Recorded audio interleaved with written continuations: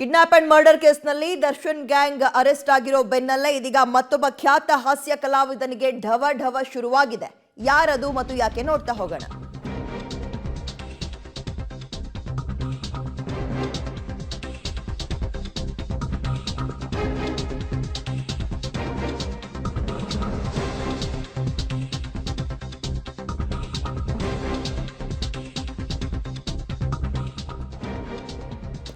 ದರ್ಶನ್ ಬಂಧನ ಬೆನ್ನಲ್ಲೇ ಖ್ಯಾತ ಹಾಸ್ಯ ಕಲಾವಿದನಿಗೆ ಢವ ಢವ ಶುರುವಾಗಿದೆ.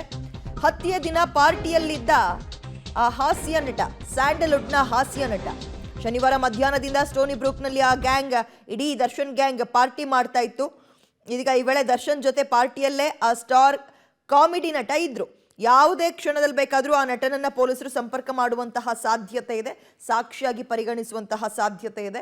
ಪಾರ್ಟಿ ಮಾಡಿದ ತಕ್ಷಣ ಏನೋ ತಪ್ಪು ಮಾಡಿದ್ರು ಅಂತಲ್ಲ, ಬಟ್ ಈ ಪ್ರಕರಣದಲ್ಲಿ ತಮ್ಮ ಹೆಸರು ತಳಕಾಕಳುತ್ತಲ್ಲ ಅನ್ನುವಂತಹ ಆತಂಕ ಬಹುಶಃ ಆ ಹಾಸ್ಯ ಕಲಾವಿದನಲ್ಲೂ ಕೂಡ ಇರ್ಬೋದೇನೋ. ಈಗ ಶನಿವಾರ ನಡೆದಂತಹ ಈ ಒಂದು ಕಿಡ್ನಾಪ್ ಅಂಡ್ ಒಂದು ಮರ್ಡರ್ ಪ್ರಕರಣದಲ್ಲಿ ಮುಂಚೆ, ಇದೆಲ್ಲವೂ ಆಗೋಕ್ಕಿಂತ ಮುಂಚೆ ದರ್ಶನ್ ಗ್ಯಾಂಗ್ ಪಾರ್ಟಿ ಮಾಡ್ತಾ ಇತ್ತು ಸ್ಟೋನಿ ಬ್ರೂಕ್ನಲ್ಲಿ. ಬಟ್ ಈಗ ಆ ಪಾರ್ಟಿಯಲ್ಲಿ ಈ ಹಾಸ್ಯ ಕಲಾವಿದನು ಕೂಡ ಇದ್ರು ಅನ್ನುವಂತಹ ಮಾಹಿತಿ ಪೊಲೀಸರಿಗೆ ಸಿಕ್ಕಿದೆ. ಹೆಚ್ಚಿನ ತನಿಖೆಗೆ ಬೇಕಾದ್ರೆ, ಅಗತ್ಯ ಬಿದ್ದರೆ ಅವರನ್ನೂ ಕೂಡ ಸಂಪರ್ಕ ಮಾಡುವ ಸಾಧ್ಯತೆ, ಅಥವಾ ಅವರಿಗೆ ಕಾಲ್ ಮಾಡಿ ಬನ್ನಿ ನೀವು ಸ್ಟೇಷನ್ಗೆ ತನಿಖೆ ಮಾಡಬೇಕು ಅಂತ ಕರೆಯುವಂತಹ ಸಾಧ್ಯತೆ ಕೂಡ ಇದೆ. ಈ ಪ್ರಕರಣದಲ್ಲಿ ತಮ್ಮ ಹೆಸರು ತಳಕಾಕಬಿಟ್ರೆ ಎನ್ನುವ ಆತಂಕ ಸಹಜವಾಗಿ ಕಾಡತ್ತೆ. ಯಾಕಂದ್ರೆ ಇದೊಂದು ಹೈ ಪ್ರೊಫೈಲ್ ಕೇಸ್. ಇಡೀ ರಾಜ್ಯದ ಜನ ಪ್ರತಿನಿತ್ಯ ಕೂಡ ಏನೇನು ತಿರುವನ್ನ ಪಡೆದುಕೊಳ್ತಾ ಇದೆ, ಏನೇನು ಅಪ್ಡೇಟ್ ಆಗ್ತಾ ಇದೆ, ತನಿಖೆ ಹೇಗೆ ನಡೀತಾ ಇದೆ ಅಂತ ಗಮನಿಸ್ತಾ ಇದ್ದಾರೆ. ಹೀಗಿರುವಾಗ ಅವತ್ತು ಪಾರ್ಟಿಯಲ್ಲಿದ್ದ ಆ ಹಾಸ್ಯ ಕಲಾವಿದನಿಗೆ ಎಲ್ಲೋ ಒಂದು ಕಡೆ ಆತಂಕ. ಪಾರ್ಟಿಯಲ್ಲಿ ಇದ್ದಿದ್ದಕ್ಕೂ ಕೂಡ, ಅಂದ್ರೆ ಪಾರ್ಟಿಯಲ್ಲಿ ಇದ್ದಿದ್ದಕ್ಕೆ ನನ್ನನ್ನು ಸಾಕ್ಷಿಯಾಗಿ ಪರಿಗಣಿಸ್ಬಿಟ್ರೆ ಅಂತ. ಹೆಚ್ಚಿನ ಡೀಟೇಲ್ಸ್ ನಮ್ಮ ಪ್ರತಿನಿಧಿ ನರಸಿಂಹಮೂರ್ತಿ ನೀಡ್ತಾರೆ. ನರಸಿಂಹಮೂರ್ತಿ, ಈಗ ಆಲ್ರೆಡಿ ಹಲವಾರು ಜನರನ್ನ ಅರೆಸ್ಟ್ ಮಾಡಿದ್ದಾರೆ ಈ ಪ್ರಕರಣಕ್ಕೆ ಸಂಬಂಧಪಟ್ಟಂಥವ್ರನ್ನ.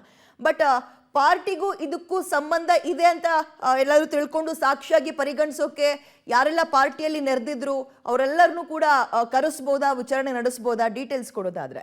ವಿದ್ಯಾ, ಈವರೆಗೂ ದರ್ಶನ್ ಅಂಡ್ ಗ್ಯಾಂಗ್ ನ ಸುಮಾರು 19 ಮಂದಿ ಸದಸ್ಯರನ್ನ ಕಾಮಾಕ್ಷಿಪಾಳ್ಯ ಪೊಲೀಸರು ಅರೆಸ್ಟ್ ಮಾಡಿದ್ದಾರೆ. ಪ್ರಕರಣದಲ್ಲಿ ಯಾರ್ಯಾರ ಇನ್ವಾಲ್ವ್ಮೆಂಟ್ ಇತ್ತು, ಯಾರ್ಯಾರ ರೋಲು ಪ್ರತ್ಯಕ್ಷವಾಗಿ ಪರೋಕ್ಷವಾಗಿ ಕಂಡು ಬಂದಿತ್ತು, ಇಂಥವರ ಎಲ್ಲರನ್ನ ಕೂಡ ಇದೀಗ ಅರೆಸ್ಟ್ ಮಾಡಿ ವಿಚಾರಣೆಯನ್ನ ನಡೆಸುವ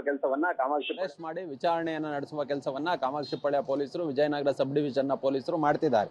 ಪ್ರಮುಖ ವಿಚಾರ ಏನಂತ ಹೇಳಿದ್ರೆ, ಈ ಒಂದು ಪ್ರಕರಣಕ್ಕೆ ಸಂಬಂಧಪಟ್ಟಂತೆ ಸ್ಯಾಂಡಲ್ವುಡ್ ನ ಖ್ಯಾತ ಹಾಸ್ಯ ನಟನ ಹೆಸರು ಕೂಡ ತಳುಕು ಹಾಕೊಂಡಿದೆ. ಕಾರಣ ಇಷ್ಟೇ, ಅವತ್ತು RR ನಗರದಲ್ಲಿ ಶನಿವಾರ ರೇಣುಕಾಸ್ವಾಮಿಯ ಕೊಲೆಯಾಗೋದಕ್ಕೂ ಮೊದಲು ಮಧ್ಯಾಹ್ನದಿಂದ ಸ್ಟೋನಿ ಬ್ರೂಕ್ ಪಬ್ನಲ್ಲಿ ದರ್ಶನ್ ಅಂಡ್ ಗ್ಯಾಂಗ್ ಜೊತೆ ಈ ಸ್ಟಾರ್ನ ಹಾಸ್ಯ ನಟ ಕೂಡ ಪಾರ್ಟಿಯನ್ನ ಮಾಡ್ತಿದ್ರಂತೆ. ಹೀಗಾಗಿ ಸಂಜೆಯ ವೇಳೆಗೆ ದರ್ಶನ್ ಒಂದ್ ಸ್ವಲ್ಪ ಕೆಲಸ ಇದೆ ಅಂತೇಳಿ ಎದ್ದು ಹೊರಟ್ರಂತೆ. ಅಲ್ಲಿಯವರೆಗೂ ಕೂಡ ಸ್ಟಾರ್ ನಟ ಸ್ಟೋನಿ ಬ್ರೂಕ್ ಪಬ್ನಲ್ಲಿದ್ರು.